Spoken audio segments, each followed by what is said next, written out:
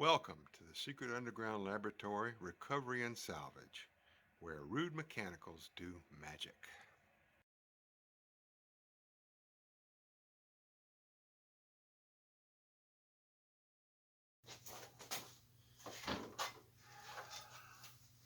Hello, I'm Bronze Age, Director of the Secret Underground Laboratory Recovery and Salvage. And today we're going to make this big jug into a lamp. What we have here is your basic piece of decorator pottery. And when you're making a lamp from something like this, there's two critical things you have to know. The first is, what's the front of the piece? You always ask the customer or whoever is going to be using this lamp what they want facing forward. And I have put a piece of blue tape on here to remind me this is the front. Second thing is, where do they want the light bulb? Now, again, this is decorator pottery. All these are decorator decisions, but it really is important to settle where that light bulb and where that switch are going to be before you start work on it.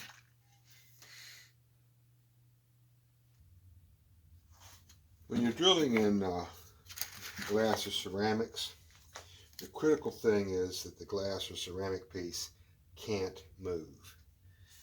It's not that difficult to drill, but you don't want the drill bit going sideways or getting cocked or anything like that, because then it will crack. So I always take the extra time to make a jig, some kind of fixture, so that I can hold the piece nice and stable while I'm drilling it.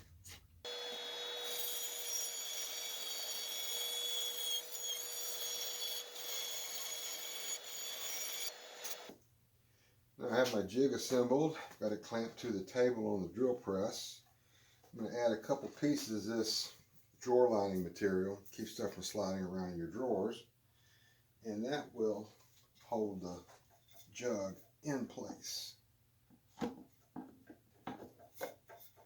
that feels pretty solid. The drill bit we're going to use is this diamond core bit. It has little tiny flecks of diamonds glued to the end of this piece of pipe. It's called a core bit because it's hollow, and that piece that goes on the inside is the core.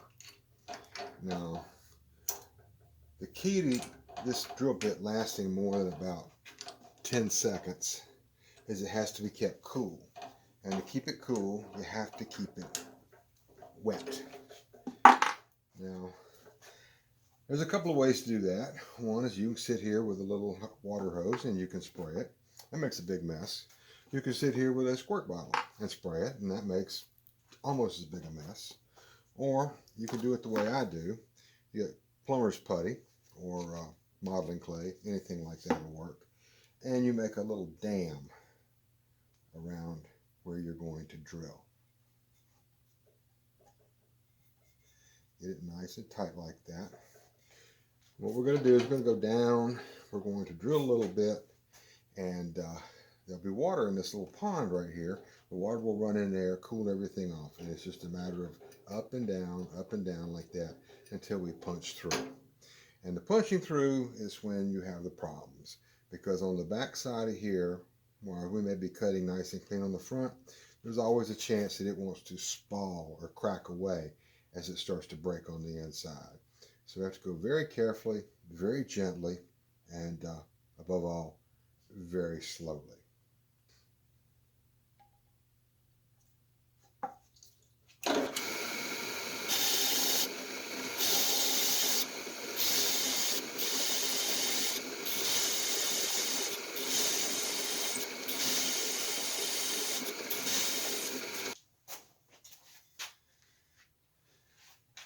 With that out of the way, the rest of this job is actually a lot of fun.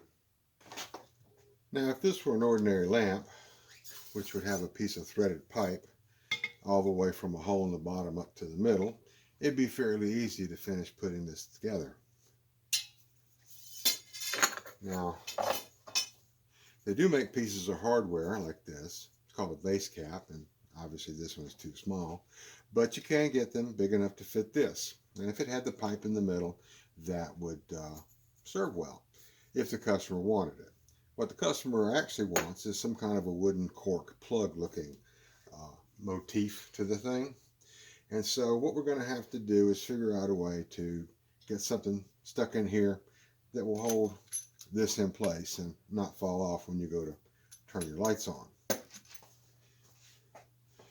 Now the neck is beveled on the inside, and that bevel reverses inside the jar.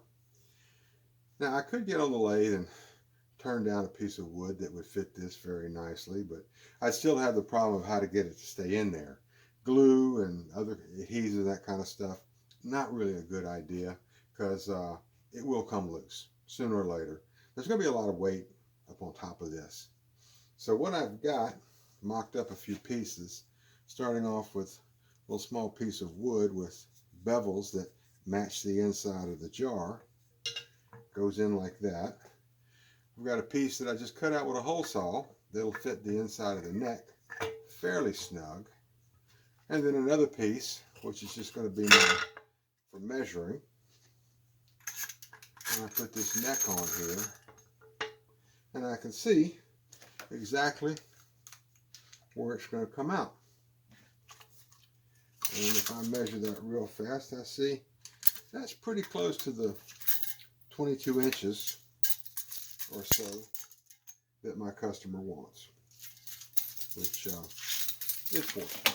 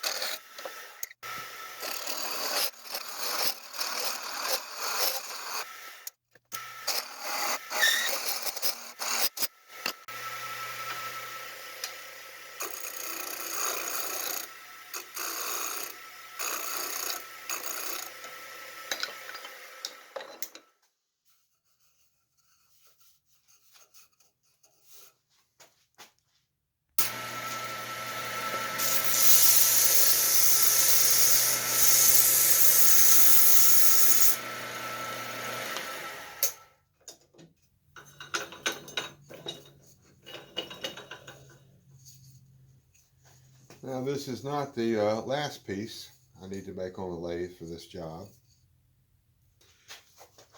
This is a rubber stopper that's sold for making lamps out of bottles and stuff like that.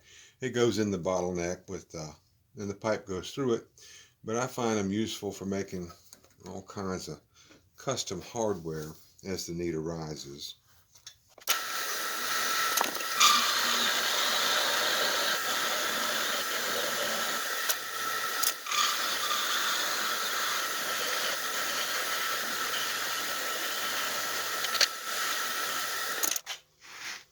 And this will be the bushing which protects the lamp cord from getting chafed on that sharp edge where I drilled the hole.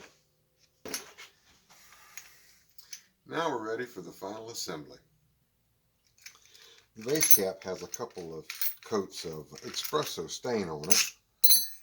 Here on the bottom I've installed a plastic protector for the cord where it goes into the pipe. And then here on my bottom piece, it's going to be inside the jug. I've glued a couple of patches of this non-skid drawer liner just to make this hold a little tighter when I go to tighten everything down. Now before I put it together, I'm going to do one thing to make my life just a little bit easier, which is run the cord first. Now my hand will barely fit in here, but if it was too small, I could just put a hook on a piece of wire and pull it out. And I run it through the pipe first, because even though that will make it a little awkward putting it all back together, it's much easier than trying to pull this cord up through this pipe after it's all put together.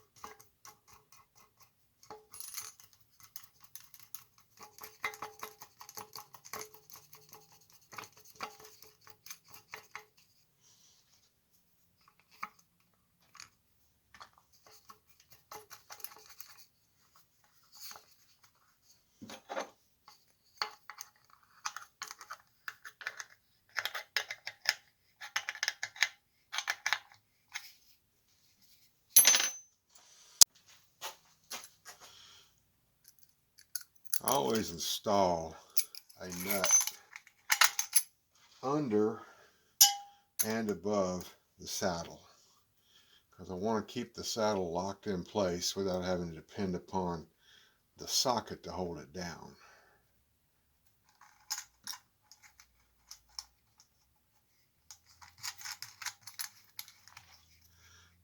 And again, always using the blue thread lock means that I don't have to tighten things down to the point to where they scream. I can get them nice and snug and depend on the blue stuff to keep the nut from coming loose. Makes a big difference in the long-term use of the lamp.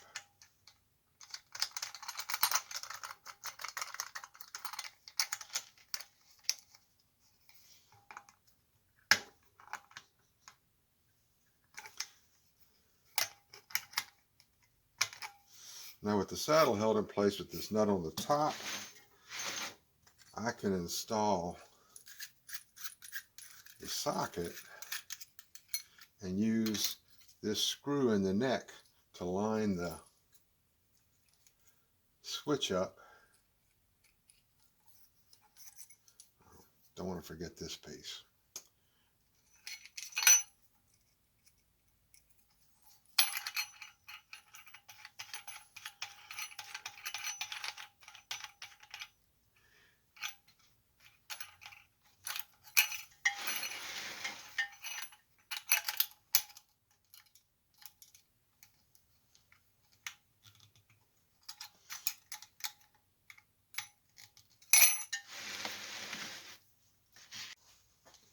And now, as is our custom, I will repeat the sermon that I give every time I wire a lamp socket. It starts with this little pretzel knot here, known as the underwriter's loop or the underwriter's knot. And its purpose is to keep this wire from being pulled down that steel pipe. In the event somebody trips over the cord and yanks the lamp off the table and pulls hard on this wire, you won't have them pull out from underneath the screw terminals and down that steel wire. Then, of course, you've got a shock hazard when somebody goes to pick the lamp up. Next, on our socket, we have a brass colored wire and a silver colored wire. And on our cord, one side is smooth to the touch and one side is ridged to the touch. The smooth wire always goes under the brass colored wire, and the ridge wire always goes under the silver colored screw. I said wire before. I always do that. I don't know why. And they are nice and tight. And we pull these up. Now the reason for the different colored screws and the different wires is because this brass screw goes to that center terminal. The silver screw goes to the shell. And if you were to come into a dark room and go to turn on the light and there was no light bulb in the socket, it would be possible to touch this shell looking for the key. If this was wired to the brass screw to the shell, you could get shocked. As it is, it's much more safe for people who stick their fingers in light sockets. I really don't know how often that happens, but it seemed to be a concern for somebody. Now this little collar screws up on here, and sometimes they cooperate and sometimes they don't. It can, but with just a little gentle touch and enough fooling with it, you can get it back on.